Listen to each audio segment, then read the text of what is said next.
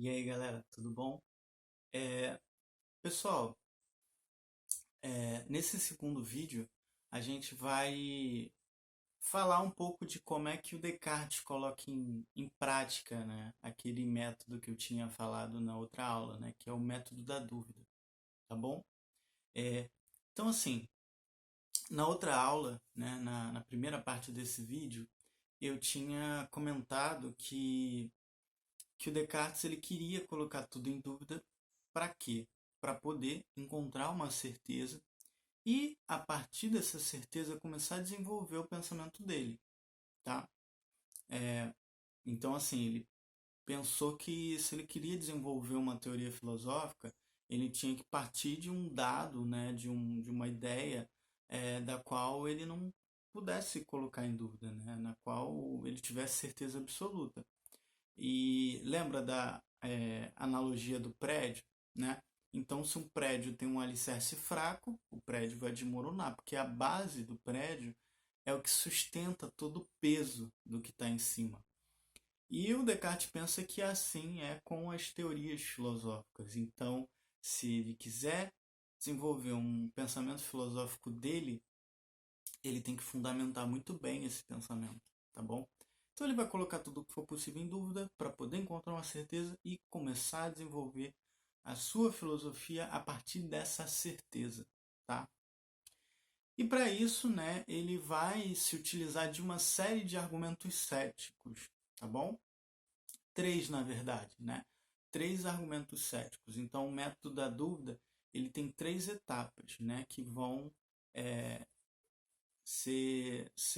nas quais vão ser utilizados três argumentos, tá bom? O que seria um argumento cético, galera? Ceticismo é não acreditar em alguma coisa. Então, argumentos céticos são argumentos que colocam as nossas crenças em dúvida, né? As nossas crenças mais que parecem mais óbvias, né? Que parecem mais certas.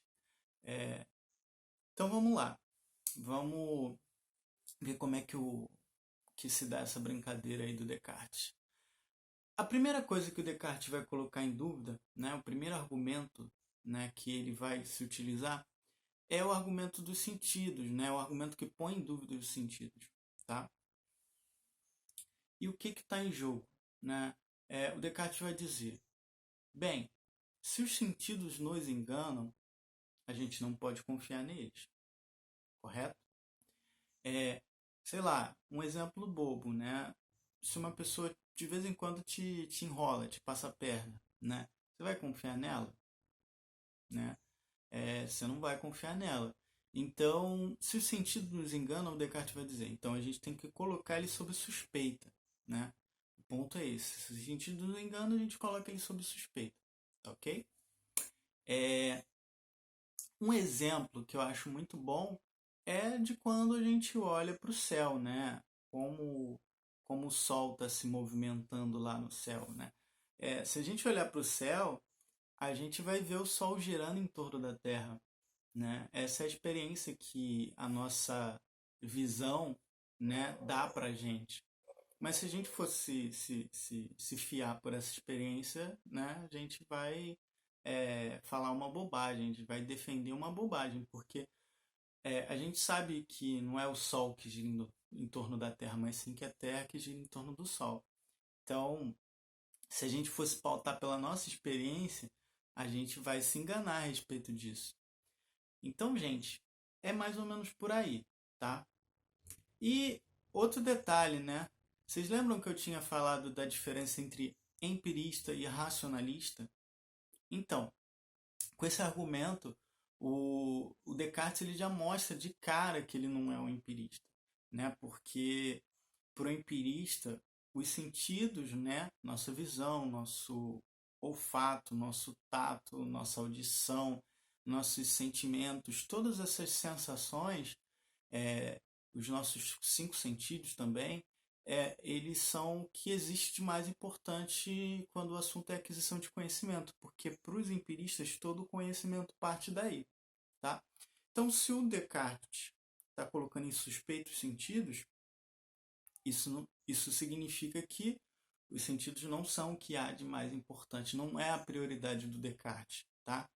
E se não dá para confiar muito nos sentidos, a gente vai confiar no quê? Na nossa razão, tá bom? Na capacidade que a gente tem de organizar o nosso pensamento para poder analisar o mundo, tá? Primeiro passo, ok, duvidar dos sentidos. O Descartes coloca os sentidos em dúvida, tá? Só que assim, gente, não sei se vocês lembram, mas eu também falei que o método da dúvida é chamado de dúvida hiperbólica, né? O que significa uma hipérbole, né? O que significa uma dúvida hiperbólica? O Descartes ele quer deixar a dúvida mais radical possível, mais aguda possível. Então ele não vai se contentar em colocar os sentidos em dúvida, porque nem sempre o sentido nos engana. Então alguém poderia contra-argumentar e falar, poxa, Descartes, mas não é sempre que os sentidos nos enganam.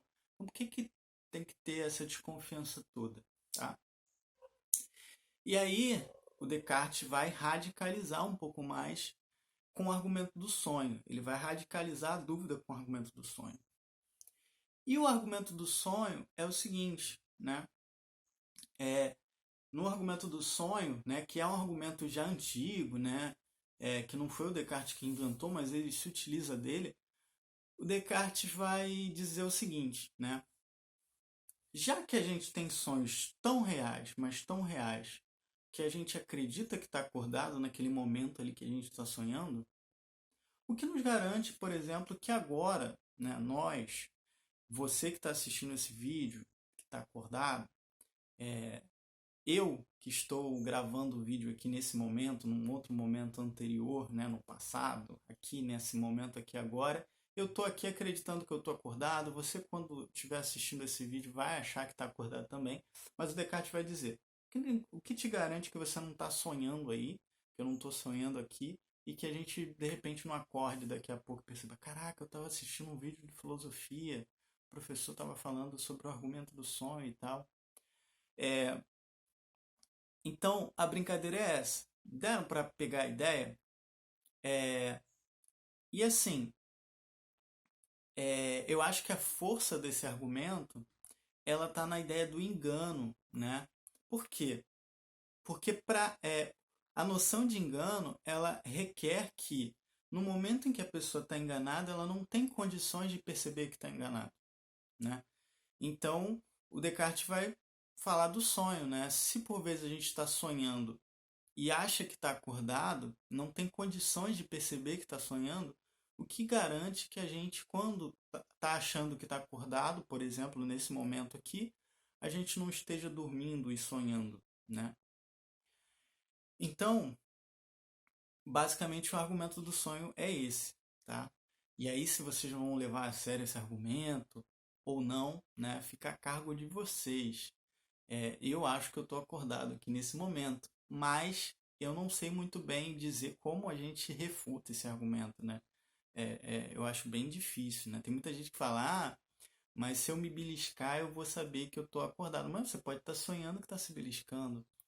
Então, é bem complicado, né? Refutar esse argumento.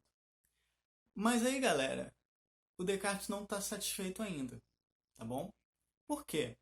Porque apesar da gente, se a gente levar esse argumento a sério, apesar da gente de repente poder dizer que não sabe se está acordado, se está sonhando e tudo mais, a gente ainda tem como ter certeza a respeito de uma série de coisas, né? Eu posso ter certeza que as paredes desse quarto são brancas, eu posso ter certeza que 1 mais 1 é igual a 2. Eu não sei se eu estou sonhando ou se eu estou acordado, mas eu tenho certeza. Independente disso ser um sonho, eu sei que esse quarto, a parede desse quarto é branca, né? Independente de ser sonho ou ser realidade, tá? Então, a gente ainda tem uma série de certezas, né? Mas o Descartes ele quer radicalizar a dúvida, ele quer levar a dúvida ao extremo, né? Colocar tudo que for possível em dúvida para ver se tem algo que não tem como ser posto em dúvida. E aí é que ele vai dar o último passo, né? Que é o terceiro argumento, que é o argumento do Deus enganador, tá bom? E nesse argumento, o Descartes vai convidar a gente a supor, a possibilidade de existir um Deus que nos engane a respeito de tudo, né? Então Descartes vai falar, dá para a gente imaginar essa possibilidade, né? Será que existe um Deus que nos engane a respeito de tudo? E aí, gente, se der para imaginar essa possibilidade, o Descartes vai falar, olha, se de repente existir um Deus assim, a gente tem que considerar a possibilidade dele existir, né? E considerando a possibilidade dele existir, existe a possibilidade também dele estar nos enganando a respeito de tudo e tudo à nossa volta ser uma grande ilusão promovida por esse Deus enganador, por esse gênio maligno, tá? E, pessoal, a gente tem que sempre lembrar que isso são argumentos. O Descartes não acredita em nada disso. Mas ele entende, né, ele está defendendo que a gente tem que, se a gente for constrangido por esses argumentos, a gente tem que levar eles a sério. Então, não é que o Descartes acredite, não é uma crença que ele tem que tudo isso aqui seja uma ilusão, mas é uma questão de ser constrangido por esse argumento.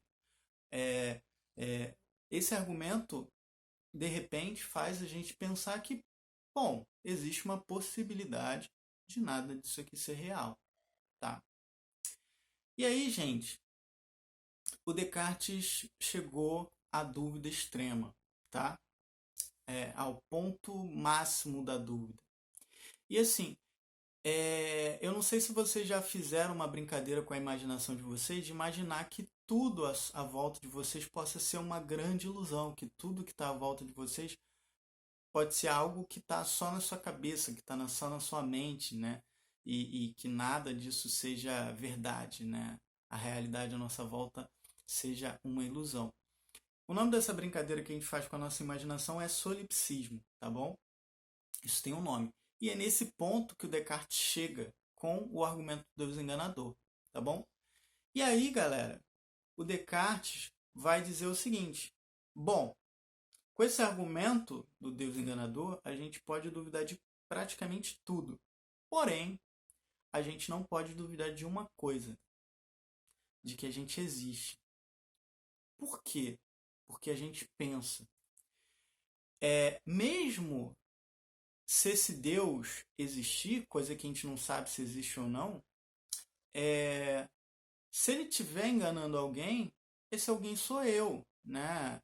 Para eu duvidar das coisas, para eu imaginar a possibilidade desse Deus existir, eu tenho que existir, tá?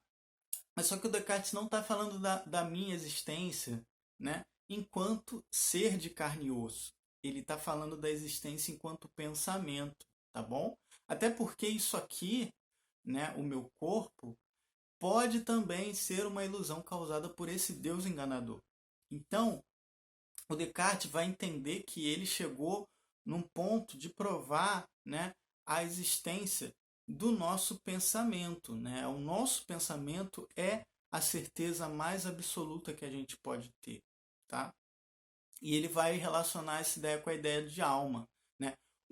David Hume, que é um filósofo que critica o Descartes, vai chamar isso do eu pensante, né? O Descartes também chama isso de cogito, né? Cogito significa pensamento. Então, é nesse ponto que o Descartes chega, né? E o Descartes também chama isso de alma, né? Só que assim, quando ele fala de alma, ele não está falando de espírito, né? Do nosso espírito que de repente sai do nosso corpo quando a gente morre, ele não está falando disso. Ele está falando da nossa mente, né? Eu gosto, eu acho que fica mais fácil de entender se a gente nomear isso como consciência, né? A nossa consciência, o nosso eu, né? Enquanto pensamento, tá? Então, toda a filosofia do Descartes vai partir desse ponto, né? E aí, gente, isso gera algumas dicotomias, né? A dicotomia entre alma, mente e corpo, né? Então, o Descartes vai falar, a alma, né, o cogito, o pensamento, é uma substância que não é material como o nosso corpo, né? É uma substância diferente. Ele ele vai dizer que isso não é algo material, né? Então ele causa essas dicotomias entre consciência, pensamento e corpo, são coisas diferentes. E toda a filosofia do Descartes vai partir dessa ideia, né? Então, gente, é isso que o Descartes quer dizer quando ele fala penso, logo existo, né?